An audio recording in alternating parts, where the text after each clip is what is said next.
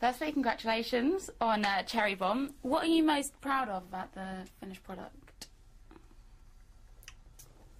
I suppose during the course of this interview there'll be large pauses where we think about our answers, but it's not that we're not listening, it's just that we're trying to construct the answer in our head.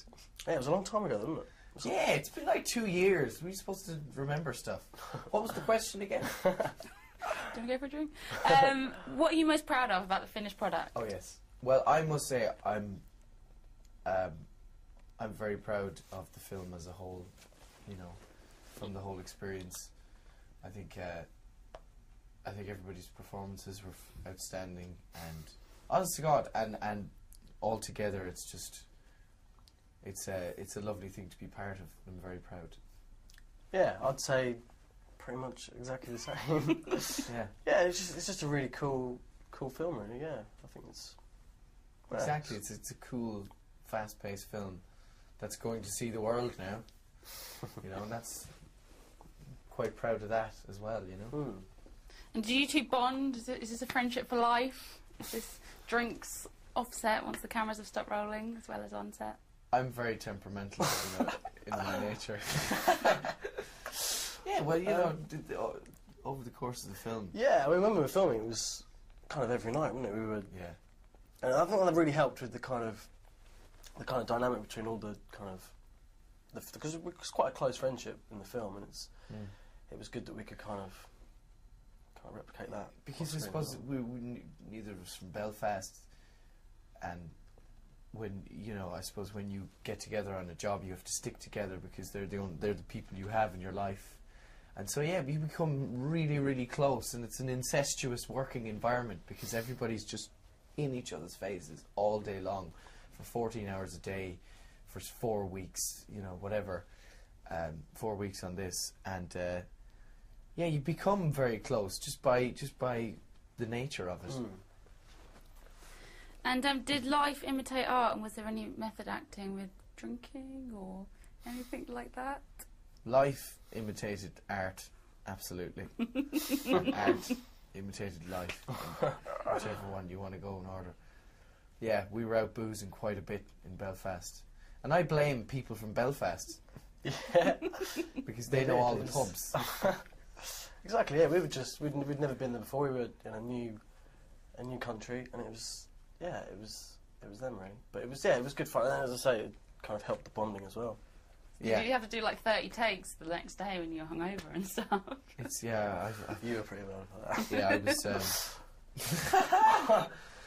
no, well now, because, there were a few mornings when we were completely exhausted, sapped of all energy because we'd been out the night before. And I remember that time, even a very simple table quiz, a very civilised evening could turn into an hour.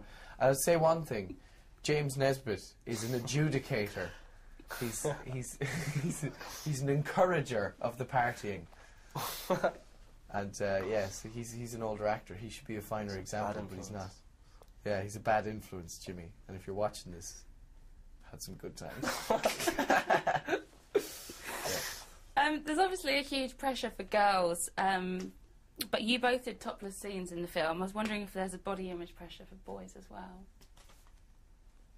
Yeah, I suppose there is. If you're not confident with the way you look, you're going to feel nervous getting your kit off, especially on camera. Yeah, I don't know. I think it's easy. I think it's easier for boys, really. Yeah. Yeah, I mean, cause I had my first kind of sex scene, really, and that was quite a traumatic experience. But I mean, I think Kimberly found it a lot more kind of embarrassing, really. But, was it her first as well? It was, yeah. So we were both kind of in the same kind of situation, but and it's just such a weird thing anyway, just kind of being in a room with kind of 12. Yeah, and it's from my experience, it's the most unsexy experience for something that is supposed to be sex, because you've got 4 or 5 guys around you, all holding boom. Just stood there and you're like, okay, ready? Okay, I have to just kind of fire into it and give it a lot of oomph. and hope for the best. But yeah, it's always a bit of a struggle, I think, that kind of stuff, isn't it? And watching it back, does that make you just kind of relive it all again, or are you like, oh yeah, that's alright actually? It's a mix, I think. It's I mean, the way it was done, actually, this particular scene, it was quite suggested. It wasn't really that explicit, so it wasn't too embarrassing. But I did one and watched it back recently and was so very ashamed. Just you know that awful cringy butterfly feeling you get, and you go, "Oh God, that's just been on national television, and there's nothing I can do about it." And that's a horrible, horrible feeling. What was that Worse for? than doing it. What was that for? That was a show called Misfits.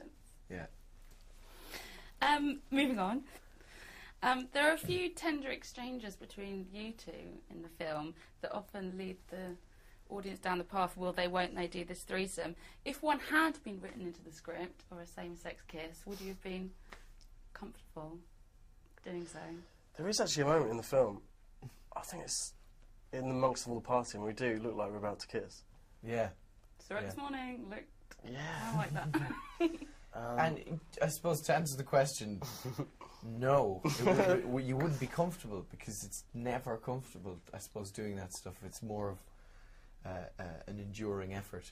But yeah, I mean, I suppose as an actor, you can't really limit yourself in that way, because from my experience, I've seen stuff that have had explicit sex scenes in that have only improved the film, and because they were explicit and looked genuine and looked real, and you think, my God, that must have been awkward to film, but you do it, and it's not that bad. You get over it. It's the anticipation more than anything else. So yeah, of course, yeah, because I suppose you can inhibit yourself when you're faced with that kind of stuff, because it's just a challenge like any other. Cool, just a couple more for you. It's been said that this film is sort of for the Skins generation. Do you think that's a fair thing to say? And if not, why not? Yeah, I suppose it's quite an obvious kind of comparison, because it's kind of showing us kind of quite a dark side of kind of teenagers really, and yeah, I just think it's just really cool. Yeah, I suppose it is a Skins generation thing, because it has similarities even in the way it was made, you know, because it's dark party atmosphere, teenagers, but with a real stylized method to it, and there's a massive, you know, populace of young people who watch Skins and love Skins, and Skins, I suppose, is the program for that group, and I think this will appeal to them if they want to go see it. Go see it. Go see it, will you? It's better than Skins. I know it's not. I'm only messing. I don't know. I don't really. I haven't seen Skins. And finally, I've got one individual one for each of you. Robert, obviously you're in a show called Misfits.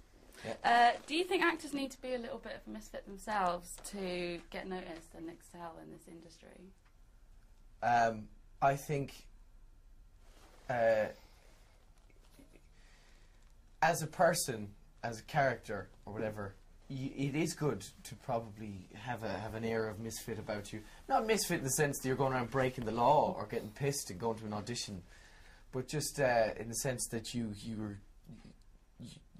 a witness of the world, and you're part of it, and you're actually experiencing real things, because that's what makes you you, I suppose. And if you are a character, a colourful character, big force of nature, it's I suppose because it's a good thing, because you're working with filmmakers, you're working with people who either react well to you or don't, and if you're an amicable person or an attractive person, I'm sure it'll help. Yeah. So misfit equals attractive person. QED. And Rupert, finally, was there pressure on you when Daniel got lots of attention with Equus, and Emma was getting Fate of Burberry and all this stuff? His name's Jeff. And is there always pride for your co-stars, or is there sometimes jealousy as well if you're... Not really, no. We were always quite kind of supportive of what we all do, and I didn't really feel the pressure. So, I mean, it was just, the Cherrybomb came up, it was just kind of all in the space of like a week, really, and it was just seemed to just. I loved the script, and it was just kind of a perfect kind of slot, really. But yeah, no, there's no kind of. We're not really that competitive, really. I mean, it's just we're all kind of quite good mates, really. So it's we like kind of seeing everyone kind of do well. So it's good. I regret not seeing Equus. I never saw it. But anyway. Did you? Yeah, no, I did. Yeah, it was good. Yeah, yeah, it was. I heard it was brilliant. Yeah, it was amazing.